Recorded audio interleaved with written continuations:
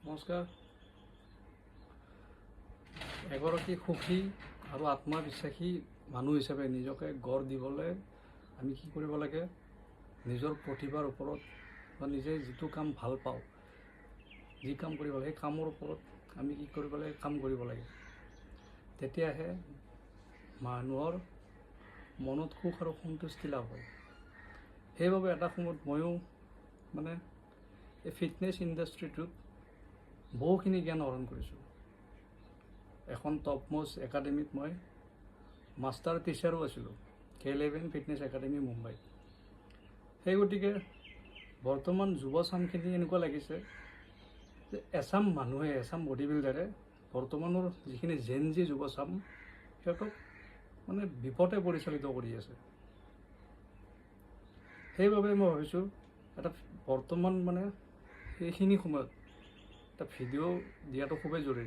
কাৰণ এইখিনিয়ে টাইম যিটো এই টাইমটোতে কি কৰে?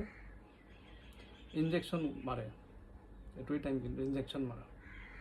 সেইবাবে সময়ৰ সুযোগ বুজি মই কথা দুআষাৰমান ক'ব ওলাইছোঁ, যাতে সজাগ আৰু সাৱধানে থাকোঁ। এটা সময় আছিল তাৰমানে মই ভাবিছিলোঁ যে বডি বিল্ডিং কৰি মিষ্টাৰ অসম হয়, মিষ্টাৰ ইণ্ডিয়া হয়, নিজৰ সমাজৰ যিখিনি লগৰ ল'ৰাৰ মাজত এক নম্বৰত থাকিম, মাৰ শ্ৰেষ্ঠ পুত্ৰ হ'ম বা ৰেলৱেৰ স্পৰ্টছ কোটাত চাকৰি এটা লৈ পিনে জীৱনটো ধুনীয়াকৈ পুংখানুপুংখভাৱে চলাই যাম।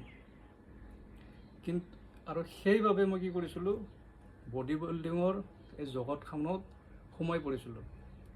আৰু যেতিয়া ভিতৰ চৰাত সোমাই পৰিলোঁ, তেতিয়া গম পাইছিলোঁ যে উইদাউট ষ্টেৰইডছ বা উইদাউট এনাবলিক্সৰ অবিহনে বডি বিল্ডিঙত মিষ্টাৰ অসম হোৱাটো আৰু মিষ্টাৰ ইণ্ডিয়া হোৱাটো ইম্পচিবল কথা।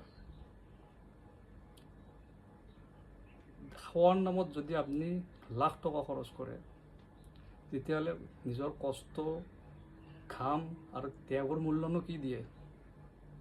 এটা মেডেল আৰু দুটা ছাপ্লিমেণ্ট, তাত বাহিৰে কি দিয়ে?